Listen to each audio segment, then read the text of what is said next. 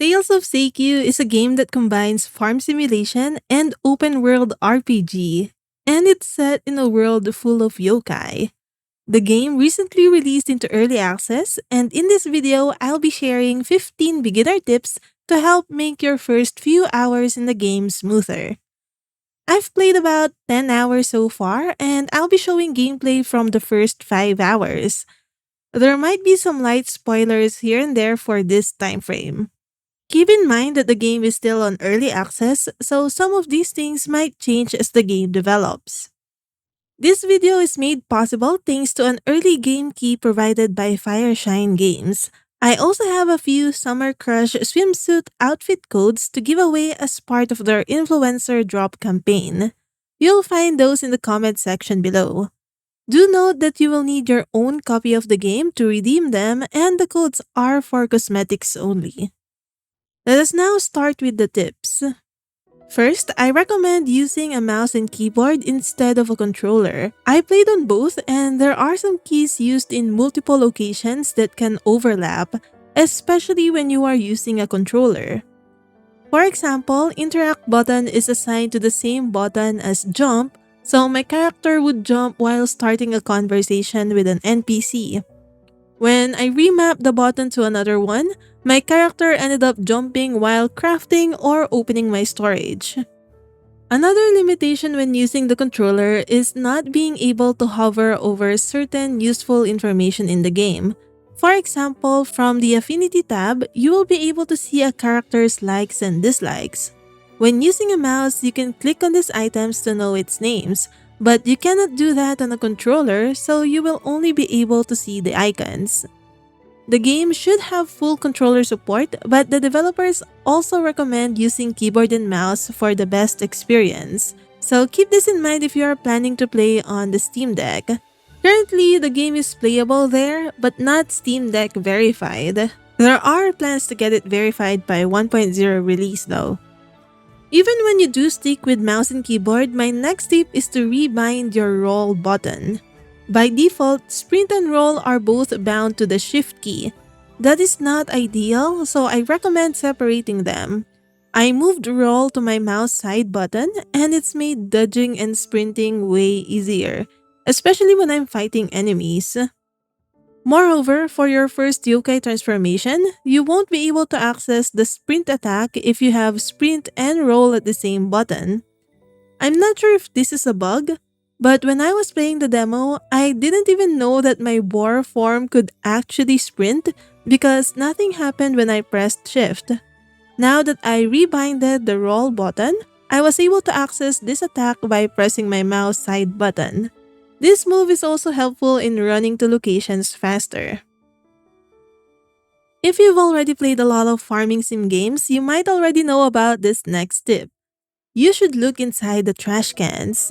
In Tales of Seikyu, trash cans actually contain a lot of valuable items, especially at the start of the game. Every trash can that I opened had at least one item inside each day, which is an easy and free source of materials and food. Your first day in Seikyu has no time limit, and you can stay up for as long as you'd like. You can use this time to rummage through all the trash cans around the town and forage around the forests. Just be careful since there are enemies around that can easily kill you at this point. I personally also use this time to clear some trees and stones around my farm before ending the day. Once the clock starts ticking on day 2, a full day lasts for around 30 to 40 minutes. At 2 a.m., there would be a warning that your character is sleepy, and at 3 a.m., you will pass out. I have not suffered any penalties from passing out. The game just forcefully ended the day and started the next one with me inside the farmhouse. If you pass out because your HP bar reaches 0, you will get a game over screen, and your choices will be to reload from the latest checkpoint or load a save file. The last checkpoint always seemed to be just a few seconds or minutes before I passed out, so I've been choosing this option. The game is really cozy and forgiving in this way. There's basically no penalty for passing out, so don't worry too much even if there's combat. Feel free to explore the world to your heart's content. For tip number 6, your starting inventory in Seikyu is small and it gets filled up pretty quickly, especially since some items like cooked food don't stack. Thankfully, it only costs 200 gold to upgrade your backpack at Musashi's General Store, and I recommend getting at least one upgrade as soon as you can since it makes a huge difference. You will definitely want somewhere to stash your stuff at home too. To craft a storage box, you first need a crafting table.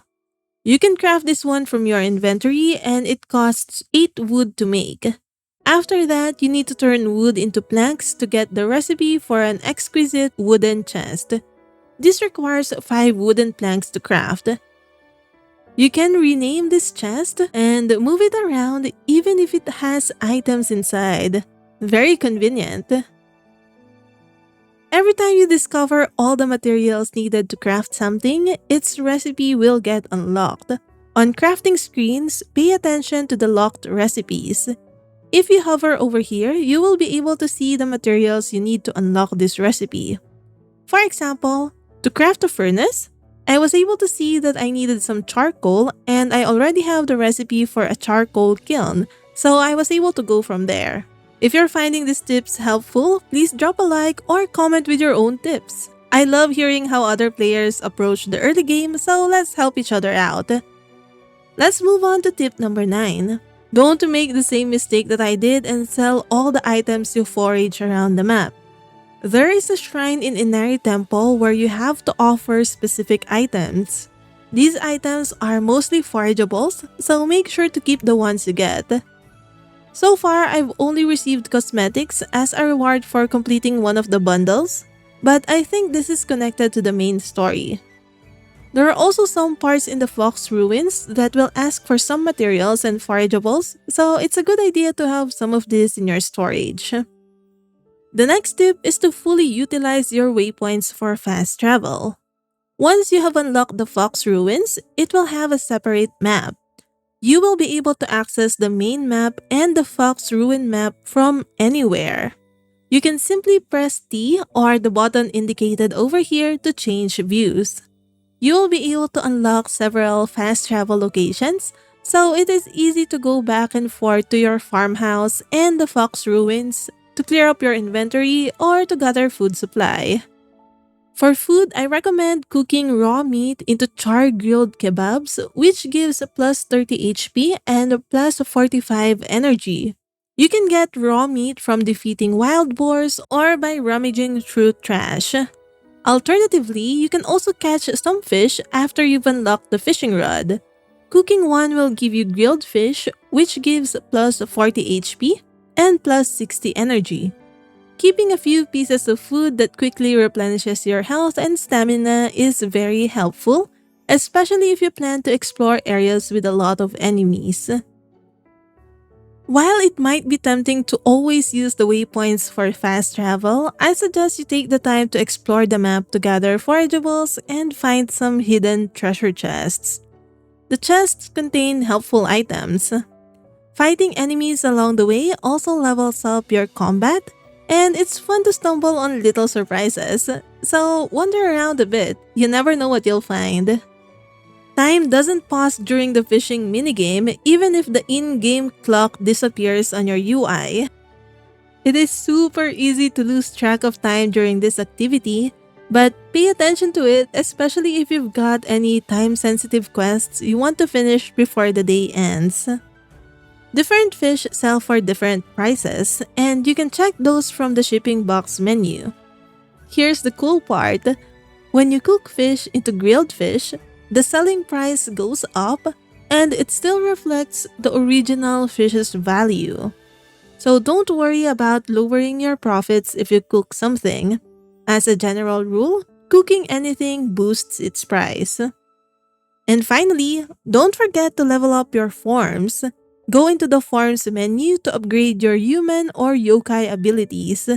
You can upgrade your HP in human form or unlock better attacks in your yokai forms. Each upgrade will require gold and this purple talisman that you will get from the Fox Ruins. The first human form upgrade is cheap and doubles your HP, which is a huge help, and I wish I'd done this sooner.